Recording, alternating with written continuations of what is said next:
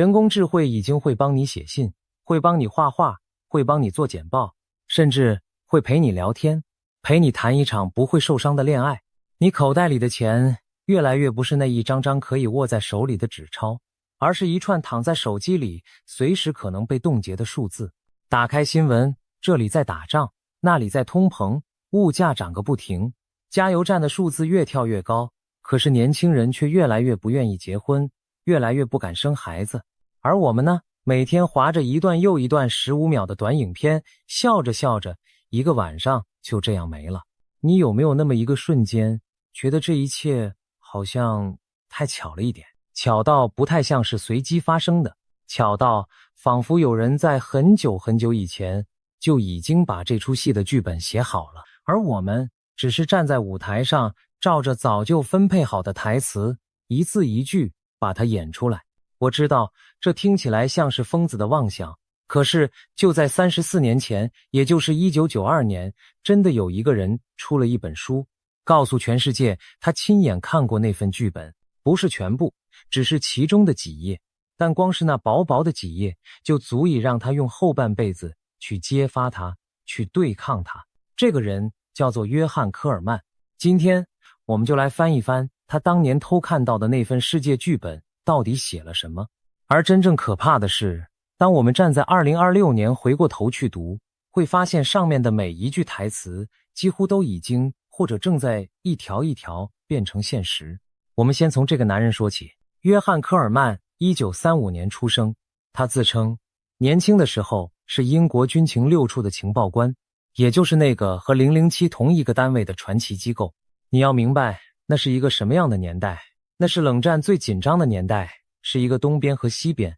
随时可能因为一颗误射的飞弹就把整个地球拖进核子末日的年代。地图上的每一块土地都被划成了棋盘上的格子，每一个人都活在一种无形的恐惧之下。就是在这样的年代里，科尔曼被派驻到了非洲西部的安哥拉，他的职务名称很文雅，叫做政治科学官。说白了，就是待在当地分析局势，搜集情报，替西方阵营卖命。在那个年代，安哥拉这样的地方，表面上是落后遥远的第三世界，骨子里却是东西方两大阵营明争暗斗、互相角力的最前线。多少看不见的交易，多少见不得光的勾当，都在这片土地的暗处悄悄地进行。故事真正的转折点就发生在这里，发生在安哥拉。科尔曼说，在那段日子里，因为工作的关系，他有机会接触到一批最高机密等级的文件，而这批文件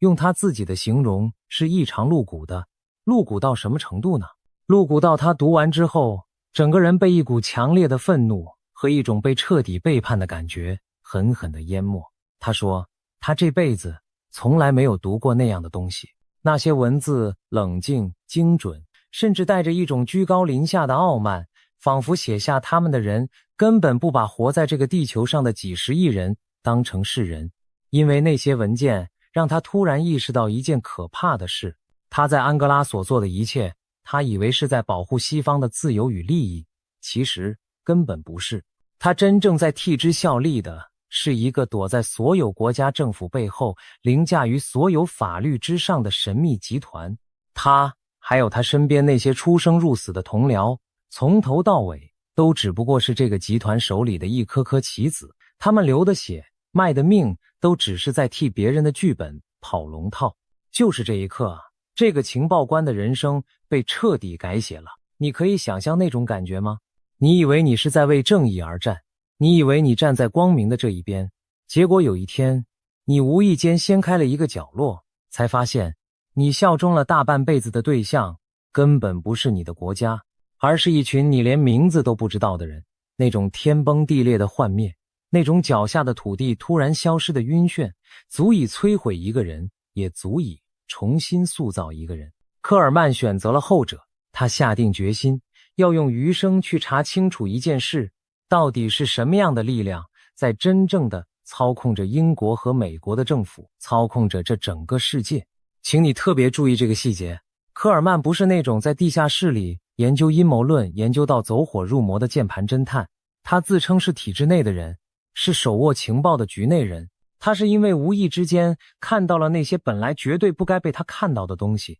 才被迫睁开了双眼。这就是整个故事最迷人也最让人毛骨悚然的地方。一个本来该乖乖站在台上演戏的演员，因为一场意外走到了后台，然后他瞄到了那本不该被任何演员翻开的世界剧本。接下来的20多年，科尔曼像是着了魔一样四处挖掘，四处比对，把自己埋进一座又一座的图书馆和档案堆里。他追查那些跨国的基金会，那些古老的银行家族，那些表面上做慈善，骨子里却在影响各国政策的组织。终于，在1992年，就在苏联解体，整个世界格局剧烈震荡之后不久，他把自己毕生的调查写成了一本厚厚的书，书名很长，但核心只有一个概念：300人委员会。而在这本书里，他丢出了一个足以颠覆所有人世界观的惊人主张：这个世界是有编剧的，而这群躲在最深处的编剧加起来大约只有300个人。那么问题来了，这300个编剧到底是谁？科尔曼给了他们一个名字：300人委员会。他还说，这群人在私底下喜欢自称为奥林匹亚人。为什么是奥林匹亚人？因为他们打从心底相信自己就像古希腊神话里那些住在奥林帕斯山顶上的众神一样，是天生就该俯视芸芸众生，是天生就该主宰凡人命运的更高一等的存在。在他们的眼中，这个世界的财富、资源、土地，甚至连活在上面的人口，都应该由他们这群少数的精英来统一规划、统一分配、统一管理。他们觉得把这么重要的事交给那些一人一票、吵吵闹闹的民主，交给那些目光短浅的普通人，根本就是一种灾难。那在这群自命为神的人眼中，我们这些普通人又算是什么呢？科尔曼引用了书里一个非常刺耳到让人心寒的词：没有用处的吃饭的人。你听清楚了吗？在这份剧本的世界观里，绝大多数的人类并不是一个个有血有肉、有梦想有家庭的个体，我们只是一张张多余的嘴，是消耗着地球有限资源的累赘。我们的存在本身对他们而言不是价值，而是一个需要被计算、被控制，甚至被削减的数字。科尔曼说，这群人最可怕的地方不是他们的贪婪，而是他们的真诚。他们是真心的觉得自己在做一件对的事。在他们的脑袋里，这个世界就像一座过度拥挤的花园，杂草丛生，必须有人狠下心来，拿起剪刀，把那些他们认为多余的、杂乱的、没有价值的部分一刀一刀修剪掉。他们不觉得自己残忍，他们觉得自己是园丁，是在替整个地球做一件不得不做却又没人敢做的肮脏活。当一个人打从心底相信自己站在道德的最高点，那么他做出任何事都不会有一丝一毫的愧疚，这才是真正最让人胆寒的。我知道，光是听到这个说法，你的心里就已经很不舒服了。请你记住这种不舒服的感觉，因为这份剧本接下来的每一条几乎都是从这个冷酷的前提一步一步推导出来的。当然，这300个高高在上的神是不可能自己跳下来亲自管这些琐碎杂事的，他们需要工具，需要替他们执行剧本的手脚。科尔曼点明了2个关键的机构，第一个叫做罗马俱乐部，这是一个真实存在的组织，1968年成立，里面聚集了一大批科学家、经济学家，还有政商名流。1972年，他们发表了一份震动全世界的报告，叫做《成长的极限》。这份报告的核心思想是，地球的资源是有限的，如果人类继续这样无止境地发展工业，无止境地繁殖人口，那么迟早有一天会把整个星球给榨干，把资源用到一滴不剩。其实这套思路并不新鲜，早在好几百年前就有一位英国的学者提出过一个著名的看法。他说，人口会像滚雪球一样越滚越大，可是粮食的增长却慢得像蜗牛，所以总有一天人会多到地球养不起，到时候饥荒、瘟疫和战争就会自动跳出来，把多出来的人口狠狠地清掉。这套冷冰冰的算术影响了后来非常多的人，而科尔曼认为，罗马俱乐部正是把这套古老的算术包装成一份漂亮的现代科学报告，重新端到了世人的面前。听起来这是不是很有道理，很科学，很为我们这颗蓝色星球的未来着想？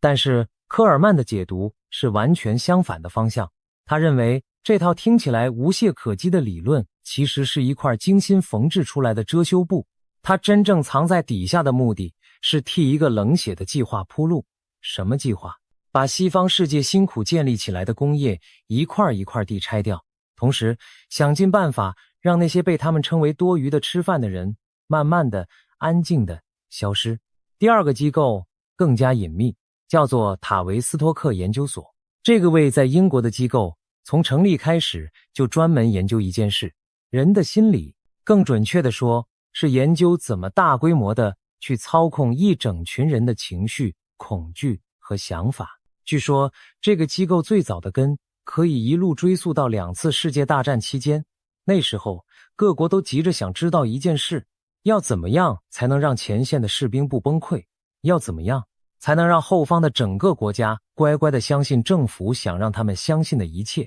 研究着研究着，他们渐渐摸索出了一整套操弄群众心理的学问。科尔曼说，这就是编剧用来驯化观众的工具，怎么让好几亿人乖乖地相信同一件事，乖乖地害怕同一件事，乖乖地渴望同一件事。这背后是有一整套缜密的科学在运作的。你以为是新闻，其实是被设计过的故事；你以为是潮流，其实是被引导出来的风向；你以为是你自己的想法，其实可能只是有人悄悄地放进你脑袋里的一颗种子。好，编剧有了，工具也有了，那么这份世界剧本上到底白纸黑字写了哪些情节？在我们一条一条翻开之前，我想先跟你说，这份剧本有一个贯穿始终的最核心的手法。科尔曼把它说得很透。这个手法是这样的，如果你想让人们心甘情愿地接受一个他们本来绝对不会接受的东西，你该怎么做？你不能硬来，硬来只会引发反抗。聪明的做法是，你先亲手制造出一个天大的问题，一场危机，一次恐慌。等到所有人都被吓坏了，都在惊慌失措地大喊，快想想办法，快来救救我们的时候，你再不慌不忙地走上台，递出那个你早就准备好的解决方案。而那个解决方案，往往正是你从一开始就真正想要的东西。你看，这是不是很高明？人们不但不会反抗，反而会感激涕零，会把自己手里的自由，把自己口袋里的权利，主动的双手奉上，求着你拿走。制造问题，引发反应，再给出解答。科尔曼说，这份剧本上的每一条情节几乎都是按照这个公式在运转。记住这个公式，因为接下来请你深呼吸一口气，我们要做一件事，我们要把这份写于34年前的剧本和你眼前这个2026年的真实世界并排放在一起，一条一条仔仔细细的对照。剧本的第一条也是整份剧本最核心的一条，建立一个世界政府，一个凌驾于所有国家之上的全新秩序，并且让全世界使用同一套货币系统。在1992年写下这句话的时候，这听起来简直像是天方夜谭。每一个国家都有自己的钞票，自己的央行，自己的军队，自己的骄傲，怎么可能统一？可是你看看现在，想象一下，当有一天你皮夹里最后一张纸钞也消失了，所有的钱全部都变成了手机荧幕上的一串数字，各国央行正在加紧研发的数位货币已经不再是科幻小说里的情节。世界上好几个大国都已经悄悄地在某些城市、某些地区开始试行这种看不见摸不着的官方数位货币了。一旦这套系统彻底建成，会发生什么事？你的每一笔消费，买了什么，在哪里买的，几点几分买的，全部都会被完整的、永久的记录下来。而更可怕的是，这种钱是可以被设定条件的，它可以被设定成只能买某些东西，不能买某些东西，它可以被设定成过了某个期限就自动消失，它甚至可以被设定成只要你做了某件当权者不喜欢的事，你的钱、你的账户就在一瞬间被冻结、被归零。当钱不再是你能紧紧握在手心里的东西，而是一串随时可以被别人关掉，甚至可以被别人设定用途的数字。那么请你想一想，你还剩下多少真正属于你自己的自由？这是不是和34年前剧本上那句一套统一的货币系统越来越像了？剧本接着往下写，第2条和第3条，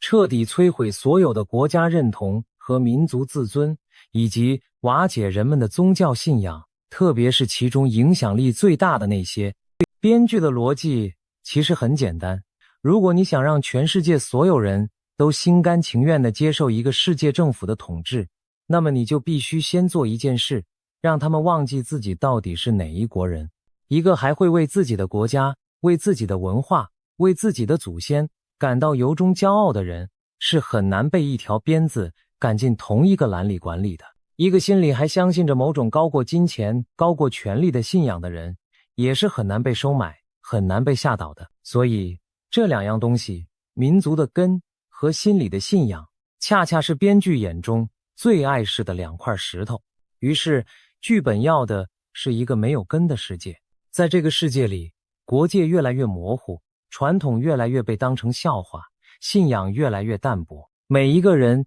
都被鼓励去成为一个所谓的世界公民。这个词听起来很美、很开放、很高级，但说穿了，一个没有归属、没有根基、没有来处的个体，恰恰就是最孤独，也最容易被摆布的个体。一棵被连根拔起的树，随便一阵风就能把它吹到任何地方。我必须讲清楚，我不是要你去否定全球化带来的好处，更不是要你去抗拒这个世界的多元和开放。能够看见更大的世界，能够尊重不同的文化，这是好事。我只是想请你静下心来，认真想一想，当一个社会里越来越少的人记得自己从哪里来，当越来越少的人相信这世界上还有比金钱更高的东西，那么这个社会到最后会变得更坚强，还是更脆弱？接下来这一条，在1992年听起来最像是危言耸听的科幻片，但是在2026年的今天，它却最让人脊背发凉。剧本的第4条是这样写的，要透过科技的手段控制每一个人。科尔曼还特别引用了一位美国知名战略家布里辛斯基提出的一个概念，科技操控。这个概念的意思是，总有一天，科技会发达到一个地步，发达到可以像操控一台机器那样，去引导、去管理、去计算每一个活生生的人，他的行为和他的思想。30多年前，这还只是一个天马行空的概念。那现在呢？想象一下，你寻常的一天，你被演算法为你量身推送的内容叫醒，你的喜好、你的情绪、你的弱点，甚至连你自己都没察觉的那些欲望，全部都被一行又一行冰冷的程式码摸得一清二楚。它精准地知道哪一则影片能让你的手指停下来，哪一个标题能瞬间挑起你的怒火，哪一则广告能让你忍不住把钱掏出来。你以为是你自己在做选择，但事实上是有人早就算准了你会怎么选。再加上满街林立的监视器，越来越普及的脸部辨识，还有正在世界各地推行的数位身份证，你的一举一动几乎已经无所遁形。你走过哪一条街，进过哪一家店，和谁见过面，停留了多久，这些原本只属于你一个人的足迹，现在都变成了某个资料库里一笔又一笔可以被随时调阅、随时分析的记录。而现在的人工智慧更是把这一切推到了一个全新的高度。它不只是记录你，它还开始模仿你、预测你，甚至替你做决定。它能写出以假乱真的文章，能生成根本不存在的影像，能用一个你深爱的人的声音跟你说话。当真和假的界限越来越模糊，当你越来越分不清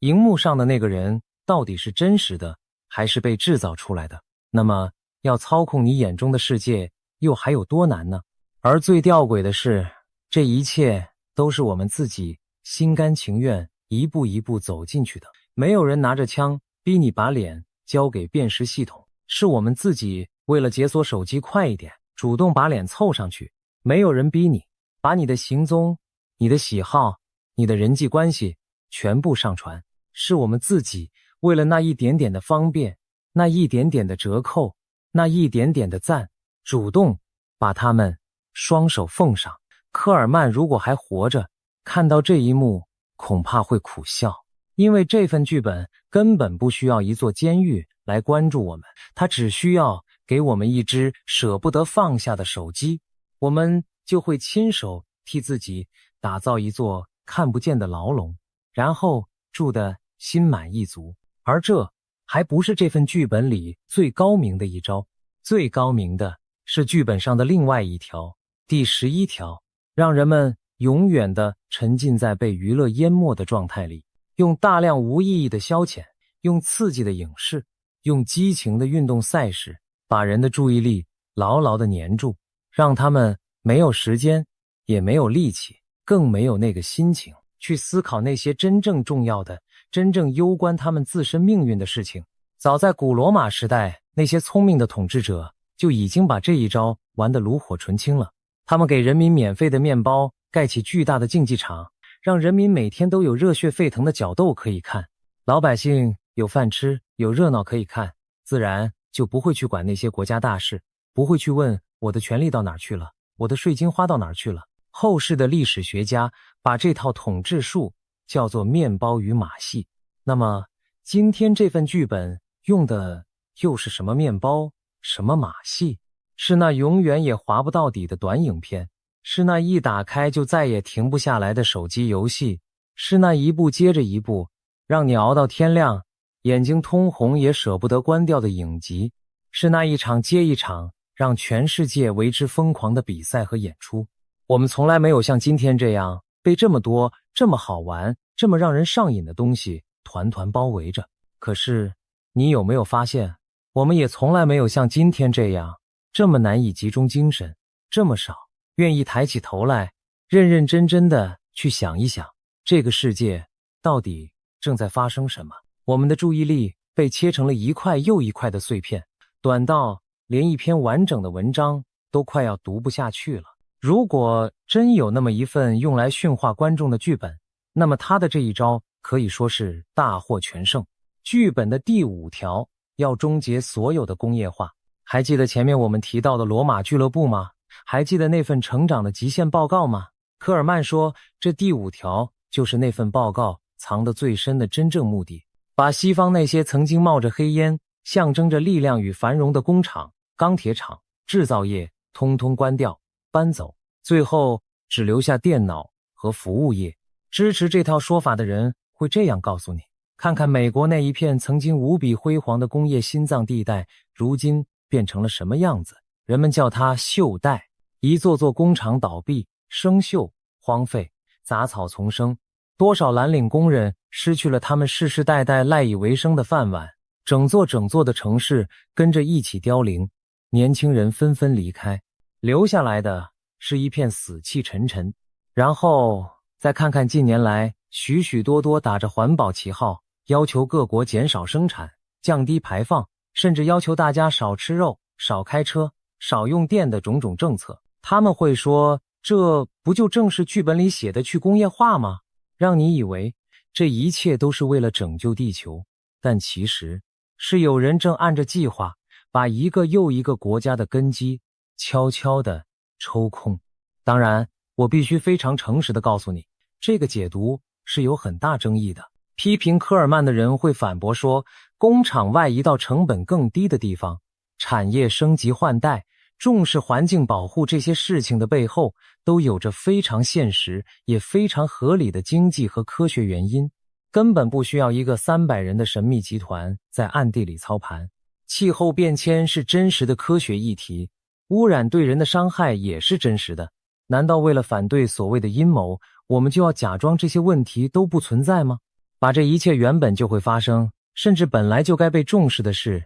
全部都套上一层阴谋的外衣，反而会让我们看不清真正的问题到底出在哪里。这个质疑非常有道理，我们等一下会专门再回过头来谈。但是你不得不承认一件事，1992年剧本上的这条台词和我们这些年来亲眼所看到的那一幕幕景象确实重叠的有点太多了。讲到这里，我要插进来说一条科尔曼书里最让我觉得不可思议却又最难求证的情节。他说，这群编剧不只想关掉旧的工厂，他们还干着一件更阴险的事，他们在悄悄地掐死人类的进步。什么意思？科尔曼宣称，在这几十年里，其实有不少能够彻底改变人类命运的重大发明和突破曾经出现过，比如几乎用不完又极其干净便宜的能源，比如某些足以根治重大疾病的疗法。可是这些东西一旦真的问世，会发生什么事？能源如果免费了，那些靠石油、靠电费赚进天文数字的巨头怎么办？绝症如果能根治了，那些靠着让你一辈子吃药、一辈子治疗的庞大产业又该怎么办？所以科尔曼说，每当这样的突破冒出一点苗头，就会有一只看不见的手伸出来把它掐灭，或者用天价把专利买断，锁进保险柜，永不见光，或者让那个发明它的科学家从此销声匿迹。他们要的不是一个飞速进步、人人都能过上好日子的世界，他们要的是一个被牢牢控制住节奏的世界。进步多少由他们说了算，谁能得到好处也由他们说了算。我得坦白，这一条是整份剧本里证据最薄弱、最像是天方夜谭的一条。我说出来不是要你相信它，而是想让你完整的看见这份剧本的全貌。但你不妨在心里悄悄地留一个小小的问号，为什么有些明明应该能改变世界的好消息，最后总是雷声大雨点小，然后就再也没有下文了呢？这份剧本还有好几条是专门关于怎么让一个社会从内部慢慢的烂掉。比如说第6条，推动毒品和那些腐蚀人心的东西走向合法化，走向泛滥。再比如第10条，想尽一切办法去削弱一个民族最根本的道德底线。编剧心里打的算盘其实很清楚，一个沉迷于享乐、麻木于刺激、早已失去了自律，也失去了人生方向的人群，是最容易管理的，因为他们根本不会反抗，不是不敢，而是他们连反抗所需要的那一点点力气和意志都早已经被一点一滴掏空了。一个整天只想着下一次刺激在哪里的人，是不会去关心这个国家正在往哪里走的。关于这一条，我其实不需要多说什么，你只要静下来，看看这些年世界上有多少地方在热烈地讨论大麻合法化，有多少社会被泛滥成灾的成瘾药物折磨得千疮百孔，家破人亡。在地球的某些角落，光是一种廉价而致命的毒品，每年就带走了多少年轻的生命，掏空了多少原本完整的家庭，又有多少人在那看似无止境的感官刺激里，一点一点迷失了自己，再也找不到回家的路。这一条，我把最后的判断留给你。再往下读，剧本的口气越来越冷，冷得让人发抖。第14条，制造全球经济的全面崩溃，引发彻底的政治混乱。第16条、第17条、第18条，则是要全面接管美国的内政和外交，并且给予像联合国、像国际货币基金组织这一类凌驾于国家之上的超级机构最大程度的支持。你听出这里面的弦外之音了吗？编剧要的从来都不是让哪一个国家变得更强大，恰恰相反，他要的是让所有的国家都陷入危机，陷入债务，陷入无休无止的内斗，弱到不得不把手里的权力一点一点乖乖的交给那些跨越国界的超级机构。还记得我们前面说的那个公式吗？制造问题，引发反应，再给出解答。一场全球性的经济崩溃，一场席卷所有人的大混乱，正是那个天大的问题。而那个早就准备好的解答会是什么？很可能就是一个更集中、更庞大、更不受任何一个国家管束的全球性权力。我们来看看2026年的现实。美国那笔已经膨胀到接近40兆美元的天文数字国债，就像一座随时都可能崩塌下来的大山，沉沉地压在每一个人的头上。这个数字大到已经没有几个人能真正理解它的意义了。全世界都在为通膨、为飞涨的物价、为那看不到尽头的战争而焦虑、而失眠。这里的冲突还没平息，那里的火药味又冒了出来。每当这种时候，你会发现，总有一些声音会跳出来告诉你，单一的国家已经应付不了这么大的危机了。我们需要更多的全球合作，更多的跨国协调，更多由国际机构来主导的统一行动。这些话听起来是不是都很有道理，很温暖，很负责任？可是，当每一个普普通通的人都被生活的重担和对未来的恐惧压得喘不过气的时候，又有谁还会去细想，这每一次的合作，每一次的协调，是不是都让那些远在天边，我们根本选不出来，也罢免不掉的机构，手里的权力又悄悄地大了一圈？一个被恐惧和混乱彻底淹没的世界，正是这份剧本最想要的那个舞台。说到这里，我要讲出这份剧本上最骇人的一条了，请你务必听完，因为这一条和我们在座的每一个人都息息相关。这一条的内容是要设法让全球的人口大幅度的减少。科尔曼在书里提到了一个让人不寒而栗的数字，他们的目标是要在这个世纪的中叶之前，让地球上多达30亿的所谓多余的人口消失，而所使用的手段包括局部的战争、瘟疫、饥荒，还有降低生育率。听到这里，你的第一个反应可能会是，这太疯狂了，这怎么可能做得到？要把30亿个活生生的人弄消失，那得是多么庞大的工程，多么残忍血腥的手段。这听起来根本就是电影里才会有的反派台词。但是，请你先冷静下来，然后再看一眼我们眼前这个真实的2026年。东亚的南韩，生育率长期在全世界吊车尾，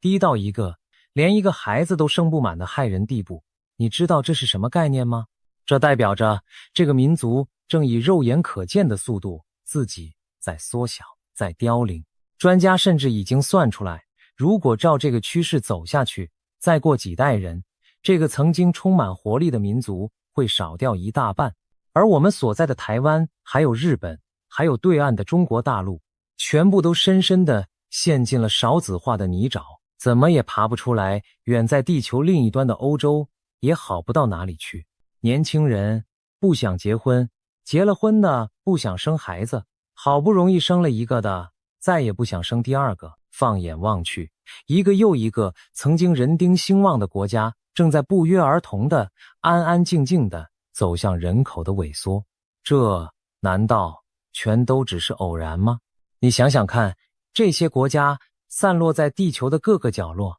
有着完全不同的语言、不同的文化、不同的历史、不同的宗教。照理说，他们之间应该毫无关联才对。可是，他们却像是收到了同一道无声的命令，在差不多的时间里做出了同一个选择，那就是不再生了。一个国家少子化，你可以说是巧合；两个，你可以说是趋势。可是当几乎整个已开发世界都同时陷进这个漩涡的时候，一个冷静的人是不是至少该停下来问一句，这背后到底是什么在驱动着这一切？是经济，是文化，还是有什么我们没看见的手在背后轻轻地拨动着开关？而最诡异、最让人后背发凉的地方就在这里。如果这份剧本真的要让人口减少，那么它其实根本不需要动用任何看得见的暴力，它不需要发动战争，它不需要散播瘟疫，它只需要做一件事，它只需要悄悄地把这个社会变成一个让年轻人不想生、不敢生，也根本生不起的世界，让房价高到一辈子都买不起，让工时涨到每天回家只想躺平，让物价涨到连自己都快养不活，更别说再添一张嘴。然后再用我们前面说过的那些娱乐，那些唾手可得的刺激，那些被无限放大的自我，轻轻地把人们的注意力从家庭、从伴侣、从下一代的身上慢慢地引开。于是你不需要任何人拿着刀逼你，你会自己做出不生孩子的决定。而且最关键的是，你还会打从心底觉得这完全是你自己最理性、最清醒也最自由的选择。你看，这才是真正高明到极致的编剧。他从来不会拿着鞭子逼你照着台词演，他只是悄悄地替你布置好整个舞台，调好了灯光，摆好了道具，安排好了你身边所有的角色，然后静静地看着你，心甘情愿地走向他早就为你写好的那个结局。1992年的剧本上写着要减少人口，而2026年的我们正在亲手的、温柔的，甚至带着一种理所当然的心情去实现它。这个对照，你不觉得比世界上任何一部恐怖片都还要让人发凉吗？剧本上还有一条是专门关于我们的下一代，他要全面接管教育，而他的目的不是别的，正是要彻彻底底把教育给掏空。编剧要的从来都不是培养出一批会独立思考、会大胆质疑、会勇敢反抗的人，因为一个会思考的人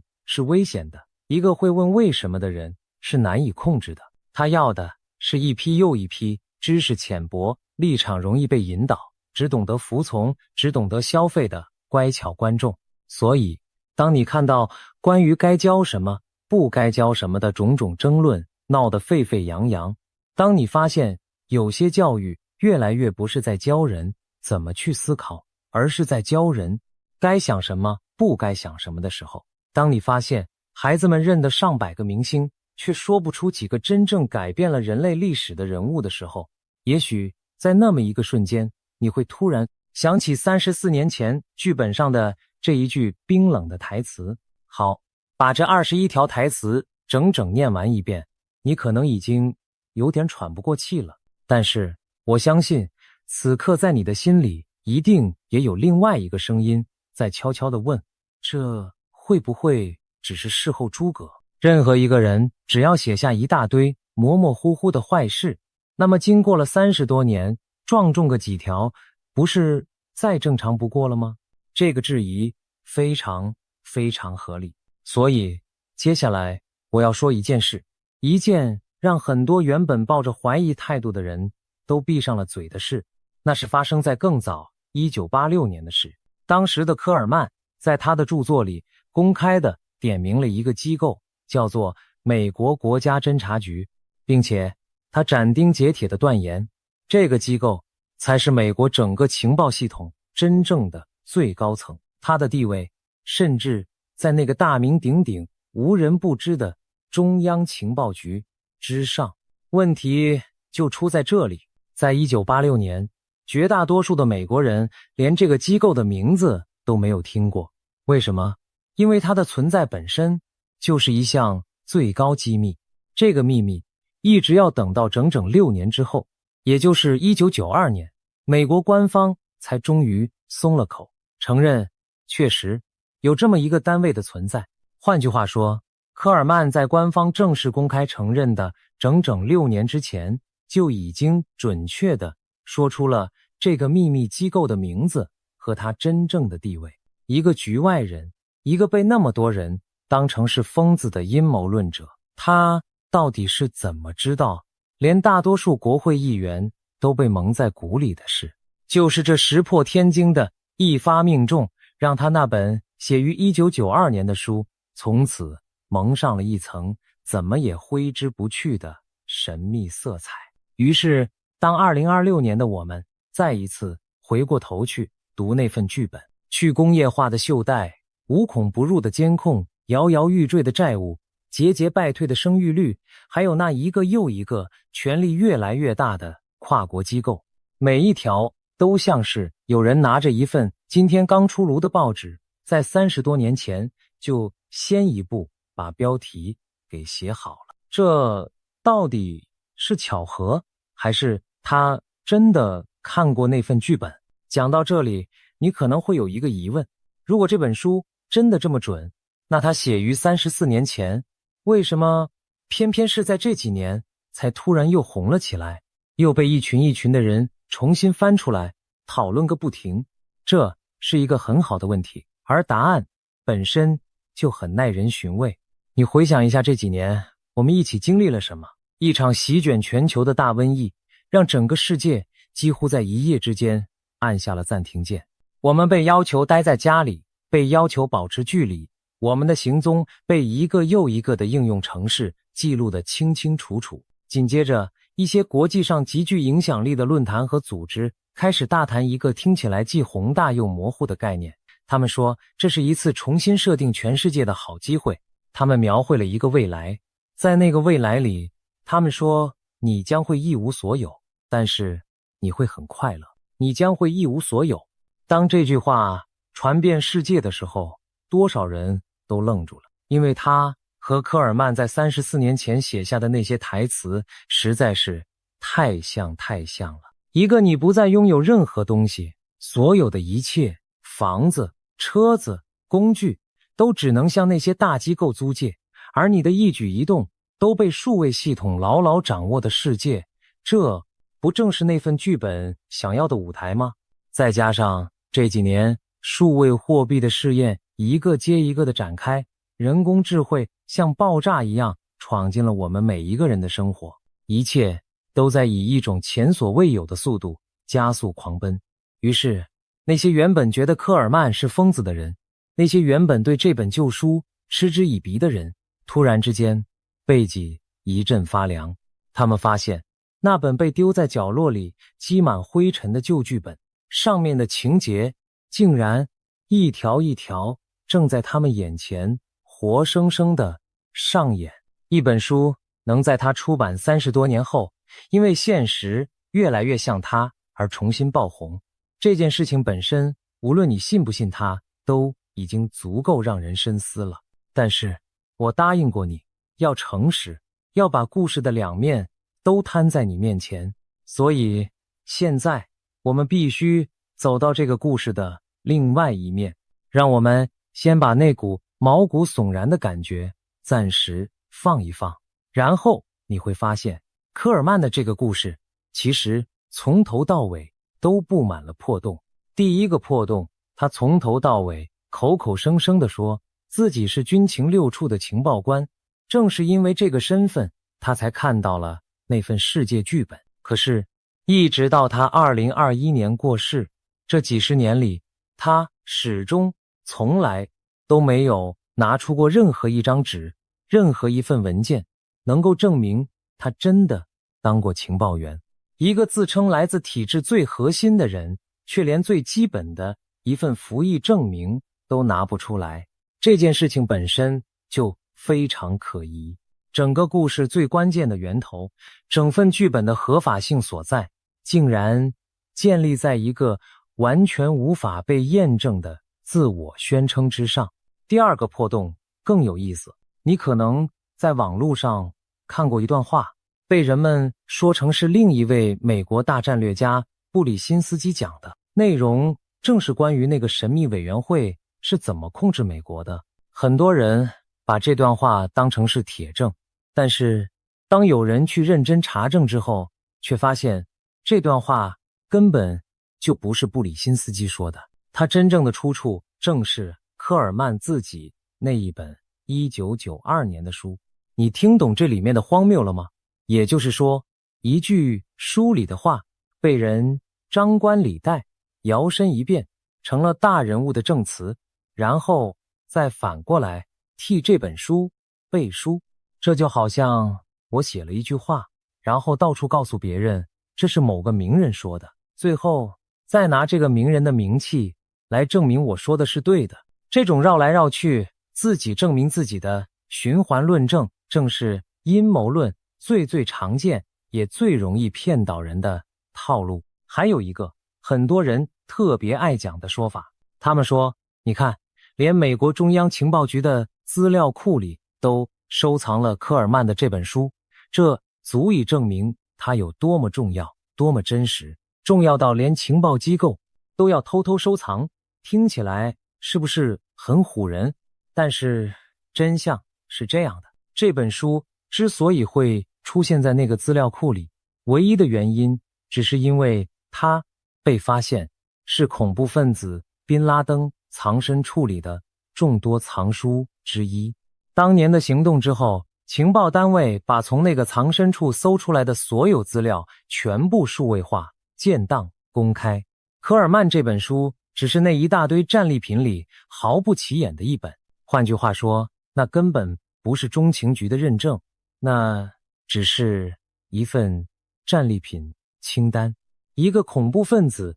读过这本书和这本书的内容，是不是真的完完全全是两回事。一个坏人读过某本书，并不会让那本书变成真理。最后也是最关键的一点，科尔曼所点明的那些现象，全球化、科技监控、生育率下降、金融危机，这些事情确确实实正在发生，没有任何人能够否认。但是他们真的需要一个躲在暗处的300人集团来解释吗？工厂搬到成本更低的地方，是因为商人要赚更多的钱，这是再简单不过的逐利天性。手机的演算法摸透了你的喜好，是因为公司要靠你多停留1秒钟来多卖一点广告。年轻人不敢生孩子，是因为高得吓人的房价，涨得离谱的工时，还有那压得人喘不过气的现实。这些事情每一件都有着它清清楚楚、明明白白，根本不需要任何神秘力量就能说得通的解释，把这些原本就会发生的事全部串联成一个由邪恶编剧在背后主导的大阴谋。这固然刺激，固然过瘾，但是它也很可能只是我们在无边的恐惧和深深的不安之中，硬是替这个混乱的世界找出来的一个看起来好像很有道理的答案罢了。说到这里，我还想多跟你聊一句关于我们自己的心里话。为什么这一类的故事总是这么吸引人？因为人的大脑天生就害怕混乱，害怕无意义。比起接受这个世界，其实是由无数的偶然、无数的失误、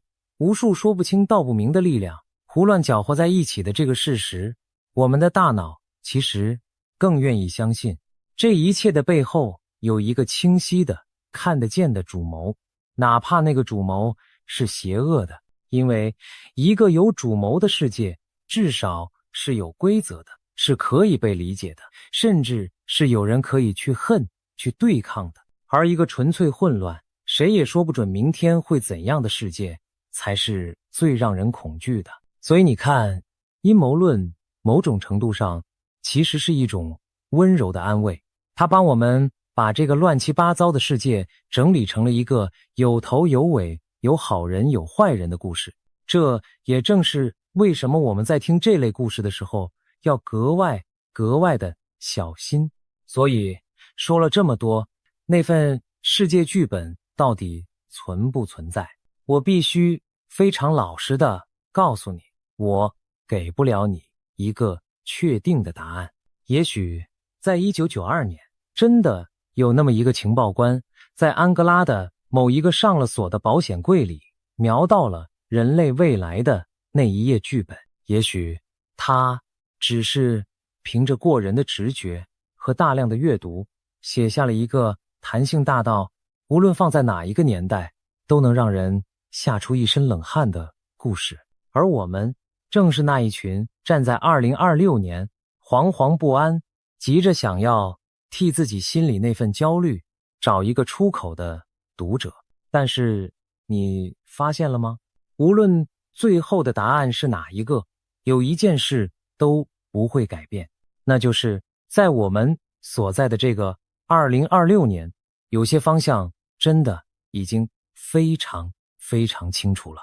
谁握着钱的开关，谁握着我们每一分每一秒的注意力，又是谁正在替我们决定什么是真的，什么是假的，什么该被记住，什么又该被永远的遗忘。这些问题，不管世界上有没有那300个人，都真实的摆在我们眼前。也许科尔曼真正厉害的地方，从头到尾都不是预言了未来，而是他逼着我们去问一个我们平常根本不敢去想也懒得去想的问题。这一只写剧本的笔到底握在谁的手里。而我最后想对你说的是，就算这个世界真的有一份剧本，就算我们真的每一个人都被分配好了一个角色，请你千万别忘了一件事，一个演员永远都有选择。你可以选择把分配给你的那个角色到底演成什么样子，你可以选择在被娱乐彻底淹没的时候用力的抬起头，你可以选择在所有人都随波逐流的时候停下脚步，好好的想一想。你可以选择去多读一点书，多陪一陪家人，多记得一点自己到底是从哪里来的。这些小小的选择看起来微不足道，却是任何剧本、任何编剧都夺不走的，属于你一个人的自由。剧本写的是台词，但是这场戏要怎么演下去，要演成一个什么样的结局，那一支笔其实也一直握在我们自己的手里。2026年的故事还在继续书写，而你既是站在台上的那个演员，同时也是此刻正在阅读着这份剧本的那一个人。下一页会写些什么？我们一起拭目以待。